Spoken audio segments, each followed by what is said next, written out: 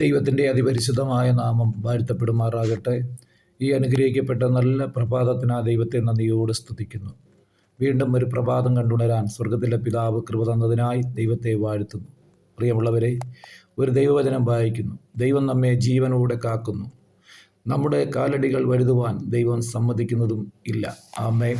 ഈ തിരുവചനത്താൽ ഒരു നിമിഷം പ്രാർത്ഥിക്കാം. പരിശുദ്ധനായ ദൈവമേ, സ്വർഗീയ പിതാവേ, അവിടുത്തെ പുത്രനായ യേശുവിൻ്റെ നാമത്തിൽ പ്രാർത്ഥിക്കുന്നു. ഈ തിരുവചനം വായിക്കുകയും കാണുകയും കേൾക്കുകയും ചെയ്യുന്ന എല്ലാ പ്രിയപ്പെട്ടവരെ, കുടുംബങ്ങളെയും വ്യക്തിജീവിതങ്ങളെയും പ്രിയ സഹോദരങ്ങളെയും അവിടുത്തെ കരങ്ങളിൽ ഏൽപ്പിച്ച് പ്രാർത്ഥിക്കുന്നു. ആമേൻ. വായിച്ച് കേട്ട വചനം പോലെ കർത്താവായ യേശുവിൻ്റെ നാമത്തിൽ ദൈവം നമ്മെ ജീവനോടെ കാക്കുന്നു. വലിയവനായ ദൈവത്തിൻ്റെ കരുതലും കാവലും സംരക്ഷണയും നമ്മളോട് കൂടെയുള്ളതിനായി ദൈവത്തെ നന്ദിയോടെ വാഴ്ത്തുന്നു. കർത്താവിനെ വിളിച്ച് അപേക്ഷിക്കുന്നവർക്ക് സമീപസ്ഥനായ ദൈവം, മനസ്സ് തകർന്നവരെ ആശ്വസിപ്പിക്കുന്ന കർത്താവിൻ്റെ സ്നേഹം ഇന്ന് പകൽ വെളിപ്പെടട്ടെ. അവിടുത്തെ കൃപയും സാന്നിധ്യം കൂടിയിരിക്കണം. അങ്ങയുടെ ജനത്തെ കർത്താവെ ധൈര്യപ്പെടുത്തി സമാധാനത്തോടെ സൗഖ്യത്തോടായി കർത്താവിൻ്റെ കൃപയിൽ സൂക്ഷിപ്പാൻ സ്വർഗ്ഗം സഹായിക്കണം.